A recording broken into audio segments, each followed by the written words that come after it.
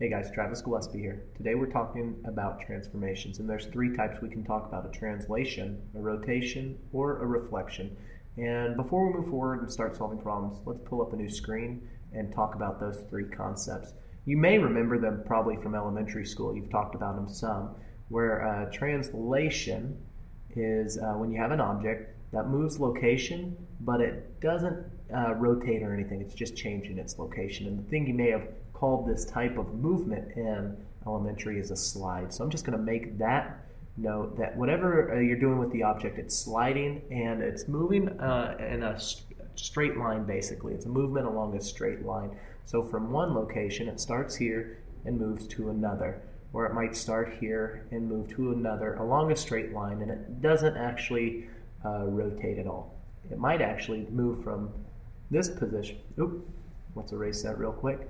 It might actually move from the starting position and move downward, still facing the same direction the object looks like it did at its previous starting point, which would be here. Let's move on and talk about a rotation real quick. Actually, before I move forward to a rotation, one way to remember that a translation is a slide is it has those letters SL in the middle of the word translation, SL for slide. Cool stuff. Now, moving down to a rotation, it's when an object moves around a pivot point or an axis, and this axis, it's called the center of rotation. So the first thing I want to do is say, hey, this is a movement. A figure moves around, M-E-N-T. It moves around a center of rotation or an axis. So movement around a center of rotation. And a good way to remember that those words, center of rotation, let's just call it core. C-O-R. So core, think about a core of any object. It's the centerpiece of it. So if you're talking about the core of an apple, you're talking about that inside piece to the apple.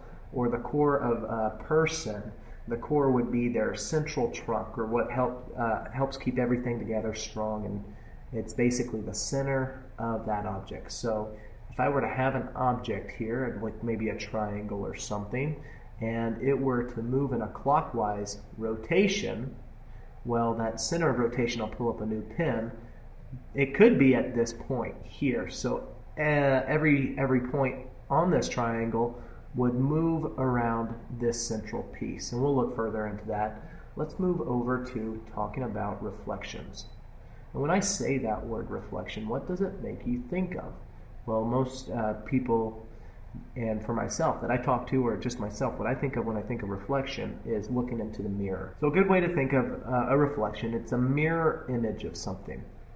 Or it's when an object is flipped over a line, a mirror image, an AGE. So it's when an object is flipped over a line, or we call it the line of reflection. So again, it's looking at that triangle here, or maybe we have a square actually. I'm going to put a square here, and if I had a line right here that represented a mirror, well, this square would be flipped over this mirror, but it would be the same distance away. Every point in this square would be the same distance away from the mirror on this side of the mirror. So each point is the same distance away. So let's go ahead and take a note here. At this point, if this were a foot in distance here, well, looking into the mirror, this same point would be 1 foot away from its mirror image. It's flipped over, and so on for each single point. Since this is a reflection, we call this line the line of reflection.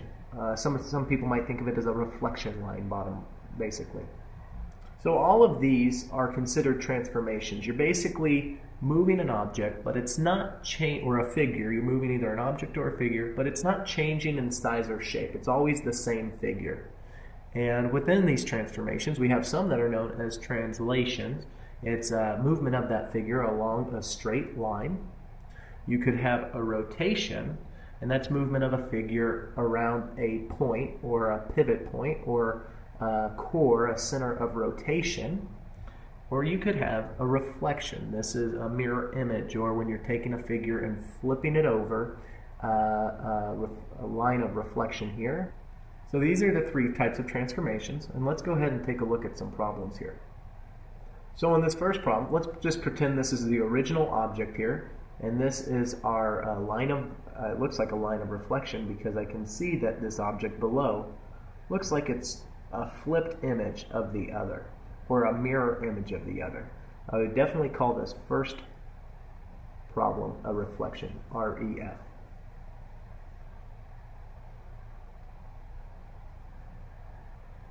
Moving down to the second problem, well, we see here it looks like this object, the starting point, is sliding or moving in this direction along a straight line, and if it's moving along a straight line, we know that this is a translation, it's sliding.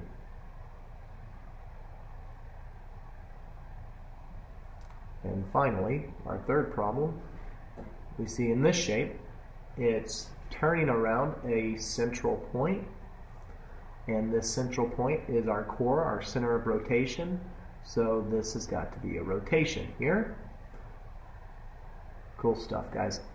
I'll see you in the next video.